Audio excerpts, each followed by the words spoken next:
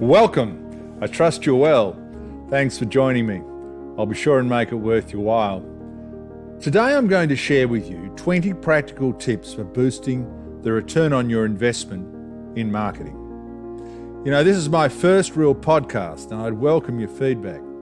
Please forgive any stumbles, and I hope the content in some way makes up for the average editing. In this first edition of my monthly podcast, I will outline 20 insights and 20 tips that just about any business can embrace immediately to maximise their return on investment in marketing. I'm confident you'll find it useful. Hi there, I'm John Carlson. I've been advising businesses, big and small, all around Australia since 1980. I specialise in strategic planning. My background is in psychology, education and business, and my passion is developing branding, marketing, culture and communication strategies that draw from and rely on consumer behaviour to drive costs down and returns up.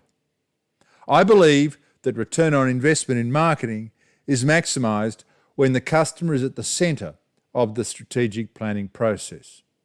In my experience, while most businesses claim to be customer-focused, few are customer-focused. Being customer-focused or consumer-focused requires a commitment to understanding consumer behaviour. Such a commitment, whilst important, is in my experience very rare, even in 2022. To find out more about me or my philosophy on marketing, please visit www.djohncarlsonesq.com. That's www.djohncarlsonesq.com. Today's podcast is sponsored by Outre, the digital consultancy making digital simple. Outre have built a website for me and continue to provide SEO, digital advertising and social media services. I can highly recommend them. To find out more about Outre, please visit www.outre.com.au. That's www.outre.com.au. In August, my weekly newsletters addressed the following subjects: 5 strategies for using price to maximise returns, 5 distribution strategies for maximising returns, 5 strategies for maximising lifetime value, 5 strategies for eliminating the competition, and 5 strategies for delivering a customer experience that will drive performance. This podcast addresses insights and tips arising from the first 4 of these newsletters. To read previous newsletters, or indeed subscribe to future newsletters, please visit www.djohncarlsonesq.com/join. That's www.djohncarlsonesq.com/join. Sign up today and you will receive free of charge my template for developing a world-class branding strategy. So to today's insights and tips. Let's begin with 5 strategies for using price to maximise returns. Price is one of the most important tools in marketing. It has a direct impact on short-term, medium-term and long-term profitability. Arguably, price is also the most misunderstood of the 4 Ps of marketing. Price is rarely approached strategically, and even when it is approached strategically, marketers rarely draw on the huge body of science available. All too often, pricing strategies are based on intuition or the mistaken belief that the lowest price wins. My August 8 newsletter discussed at length a proven approach to developing and implementing a pricing strategy that can and will maximise returns. This newsletter highlighted 5 insights and 5 tips that I'll address here. Let's start with the insights. Firstly, Price is as much a measure of quality as it is a level of remuneration. As the vendor, the price is, of course, your level of remuneration. But for the consumer, price is, amongst other things, a measure of quality. It is a way of gauging the quality of the product they are considering purchasing. Secondly, cost plus pricing will always deliver inferior outcomes to value pricing models. Cost plus pricing is important for setting the lowest possible price you can sell the product for, but value pricing models are required to determine the best price to sell it for in order to maximise margins and the average sale per customer. Thirdly, pricing strategies require a long-term view, not a set of tactics. A pricing strategy is, by definition, a strategy. It is a key part of the overall marketing strategy, and a long-term view ensures that price delivers the level of profitability you require. Fourthly, with pricing, psychology is always more important than economics. Economics are important, but the reality is it's the perception of price caused by the psychology of the individual that determines the response of that individual to a price point. And fifthly, an optimal pricing strategy must take into account the fact that consumers are influenced by some 25 cognitive biases, all of which can impact on their interpretation of a price. Once again, psychology is important. So do the 5 tips on pricing. Firstly, when developing a pricing strategy, focus on value pricing models, not cost-plus pricing models. Sure, if you want to set a minimum price using a cost-plus model, that's fine. But to determine the optimum price, the price that will maximise margins, the average sale, and revenue overall, you need to use a value pricing model. Secondly, when creating a pricing strategy, focus on context. No price exists in isolation.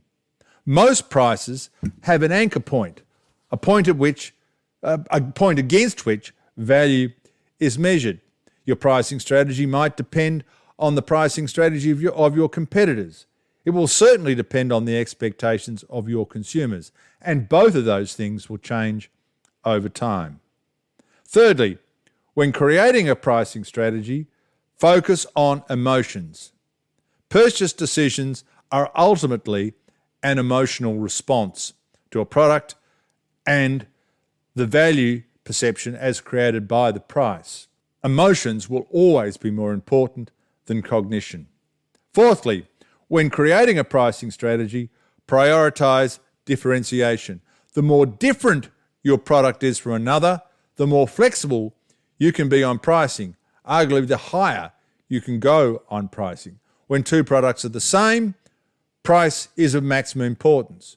When 2 products are differentiated, price is of much lesser importance. Make sure you address the differentiation before you address the price.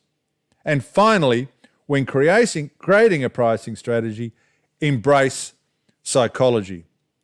Much has been said over the years about the $9.99 price point and how really it's not that much less than $10. And it's not. But study after study after study has shown that $9.99 has a very positive effect on the consumer, much more so than $10 or indeed $9.50. And this is one of the many pricing mechanisms that impact, or psychological mechanisms that impact on the consumer. To the 5 distribution strategies for maximising returns. Distribution is a critical issue for most businesses. Some marketers consider distribution a very dry subject, and to some extent it is. Some view distribution as an issue of secondary importance, which it most certainly is not. That's why distribution, or place, is one of the 4 critical P's of marketing. Distribution is as important as price and promotion and can be as important as the product. It is central to the customer experience and can provide a strategic competitive advantage. My August 15 newsletter discussed at length a proven approach to developing and implementing a distribution strategy that can and will maximise returns. That newsletter highlighted 5 insights and 5 tips that I'll review with you now. So to the insights. 1. Optimum strategy means the right product in the right quantities available to the right people at the right place and at the right time. If you want to maximise sales, you must have the right product in the hands of the right people at the right time and in the right quantities. Secondly, your customer, not your marketing manager, chief executive or board, defines the parameters of the optimum distribution strategy. It is the customer who addresses the optimum approach to distribution, not the organisation. Thirdly, your distribution strategy is central to maximising your customer's lifetime value. If the product is hard to access, if it is not available in the right quantities, the lifetime value of customers will suffer. Fourthly, the optimum distribution strategy is fully integrated into and plays a pivotal role in the broader marketing strategy. Distribution is part of the marketing strategy. It provides a critical opportunity to develop a point of differentiation or even a strategic competitive advantage. Consider, for example, the omni-channel distribution model becoming increasingly popular in 2022, where the same products are available online or in store at the same price, with the same conditions, and in a fully integrated manner. Fifthly, distribution strategies are best developed using a co-creation model that may involve a brand community. Work with your customers to determine the best approach to distribution. To the extent possible, give them the approach to distribution that they want, the one that they buy into, the one that delivers them the highest possible level of convenience and therefore delivers you the highest possible likelihood that a purchase will occur. So here are the 5 tips regarding distribution. Firstly, when developing a distribution strategy, first assess all options. There are an increasing number of distribution options, many of which are addressed in the August 15th newsletter. You need to look at all of them and consider which is the best to use in each circumstance. Secondly, before creating a distribution strategy, establish consumer expectations. The consumer must be at the centre of determining the distribution strategy. Certainly, your operations team may have some input into what works best for the organisation, but what will ultimately work best for the organisation is the distribution strategy that the consumer likes best and will respond to best. Make sure it's a consumer-focused distribution strategy. Thirdly, when creating a distribution strategy, make it as easy as possible for the consumer to buy. The easier it is to buy, the more likely consumers will buy. The harder it is to buy, the more likely it is that they won't buy. In that sense, find out what their expectations are, cover all of their expectations, and if necessary, offer 2 or 3 different distribution models. Fourthly, document your distribution strategy, ensuring that it adds value and, wherever possible, provides a competitive advantage. Having the distribution strategy in your head is well and good, but it needs to be on paper, and there is ample research to show that a documented distribution strategy delivers better outcomes than one that floats around in your head. Certainly, in the process of developing the documented strategy, there is a greater likelihood that you can think through the opportunities for making distribution a competitive advantage. If your competitor is delivering in 5 days, perhaps you can deliver in 1 day. If your competitor is only making products available in store, perhaps you can make them available in store and online. If your competitor is only offering them online, perhaps you can offer them in store and click and collect. Whatever the distribution strategy, think through the options, tailor them to the consumer, and make it as easy as possible for them to buy, and wherever possible, develop distribution as a competitive advantage. And finally, when developing a distribution strategy, be sure to prioritise innovation. There are an increasing number of options in terms of distribution, many of which I discuss in the article or in the blog published on August 15th. You need to be as innovative as possible. New ways of looking at distribution can offer a competitive advantage and can certainly drive sales. So too, the 5 strategies for maximising lifetime value. At the centre of my business philosophy is the conviction that the consumer should be at the centre of all marketing strategies and initiatives. Consistent with this philosophy, my philosophy regarding lifetime value, or at least the lifetime value of customer, involves the following. 1. For most businesses, few things offer more potential for delivering optimum performance than maximising every customer's lifetime value. You need to extract as much as you can from each and every customer. Secondly, while the potential for maximising the lifetime value of each customer is significant, the potential for maximising the lifetime value of each inquirer is even more significant. You need to consider conversion rates and make sure that they are as high as is humanly possible.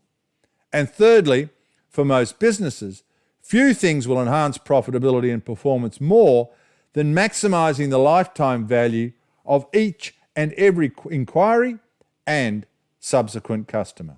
In my August 22 newsletter, I discussed at length a proven approach to maximising the lifetime value of not just each customer, but indeed each inquirer. I outlined 5 insights and 5 tips. So let's start with the 5 insights. Firstly, few metrics are more important in marketing than lifetime value. To maximise the performance of your business, it is critical to maximising the lifetime value of each customer. I provide in the article a number of statistics which support this position. Secondly, your lifetime value calculation needs to include conversion rates. In other words, you should be looking at the lifetime value per inquiry, not the lifetime value per customer. Conversion rates need to be maximised. Thirdly, your lifetime value calculation needs to include referral rates. The traditional lifetime value model, whilst addressing repeat business, doesn't address referral rates. In my view, part of the value of each customer is their capacity to refer you or use word of mouth, either online or offline, and your strategy needs to drive this.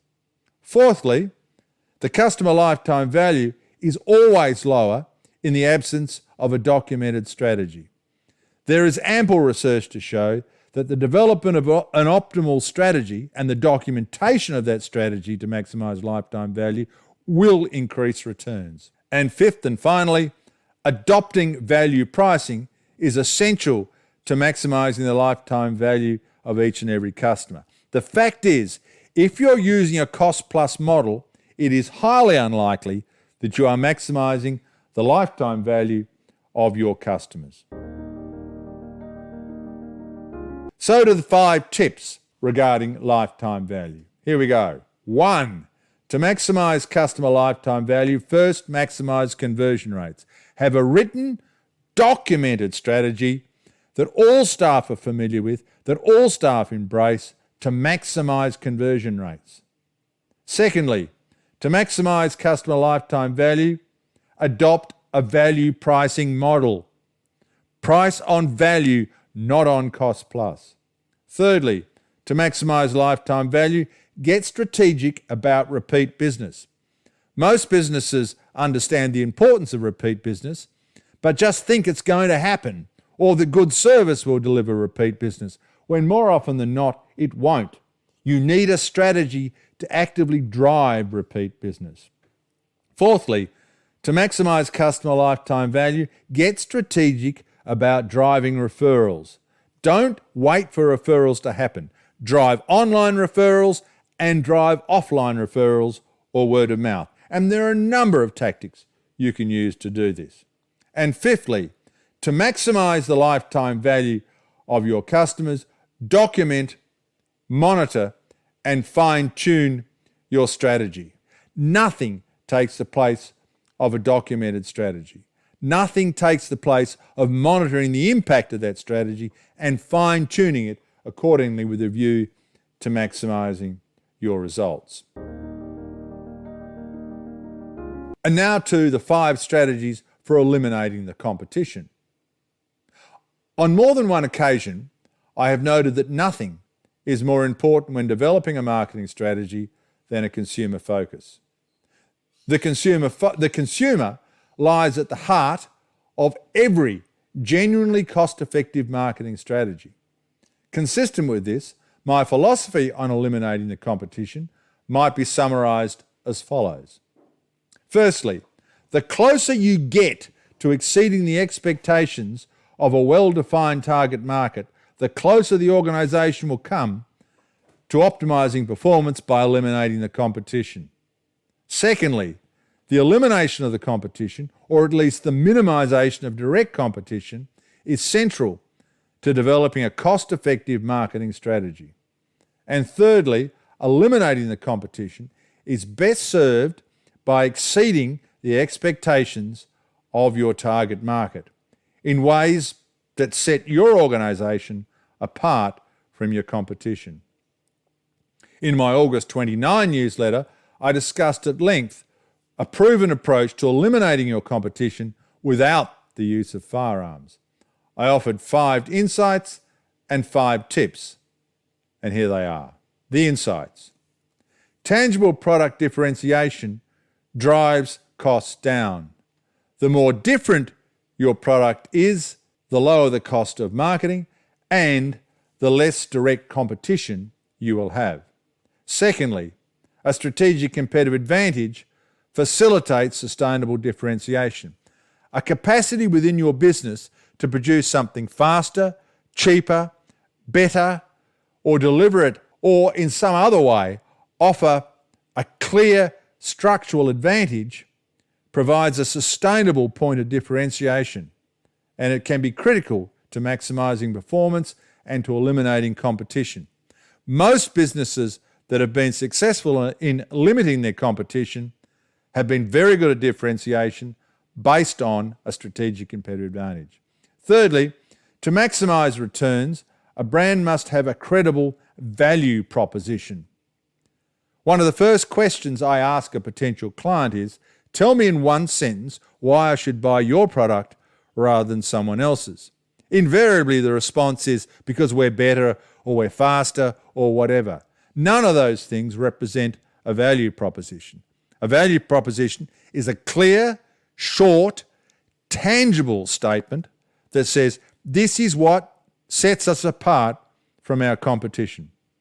Fourthly, effective brand differentiation ultimately reduces competition. The more differentiated you are, the lower the level of competition. And fifthly, few businesses fully leverage the benefits of brand positioning.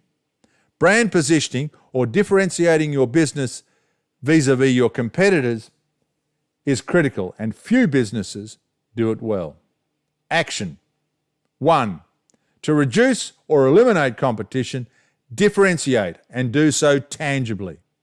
Secondly, to reduce or eliminate the competition, position your brand strategically using 1 or 2 critical expectations, set it well apart from your competition. Thirdly, to reduce or eliminate your competition, Develop a credible and tangible value proposition, a one-sentence statement that says why I should buy your product rather than someone else's.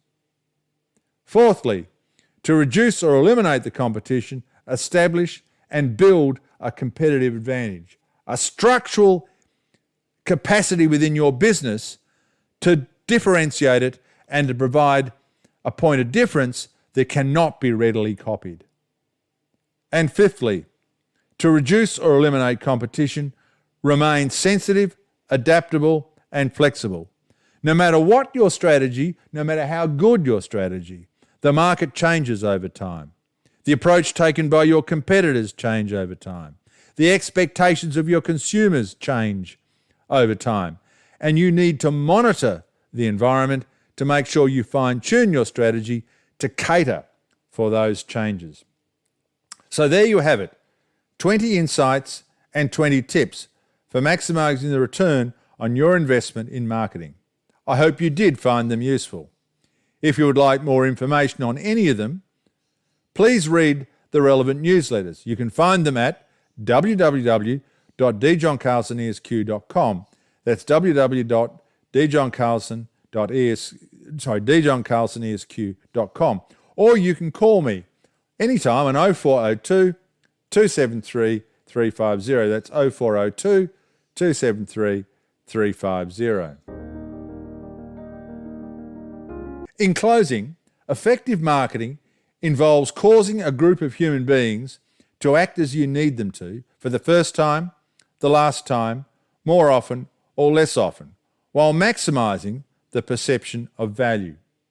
Cost-effective marketing requires the strategic leveraging of all that is known about consumer behaviour and aligning this knowledge with consumer, community, social, marketing and technology trends to develop cost-effective strategy. To find out more about this, please visit www.djohncarlsonesq.com or call me, John Carlson, on 0402 273 350. For now, remember that return on investment in marketing is maximised when the customer is at the centre of the strategic planning process. Many businesses claim to be customer-focused, but few are. Being customer-focused requires a commitment to understanding consumer behaviour, and such a commitment inevitably drives costs down and results up. My October and second podcast, hopefully with less errors, comprising 20 more practical tips for boosting return on investment in marketing, will be out on or about the 1st of October 2022. Once again, if you want to receive my weekly newsletter, please visit www.djohncarlsonesq.com/join. That's www.djohncarlsonesq.com/join. Sign up today and you'll receive free of charge my template for developing the optimum branding strategy. Thanks for listening.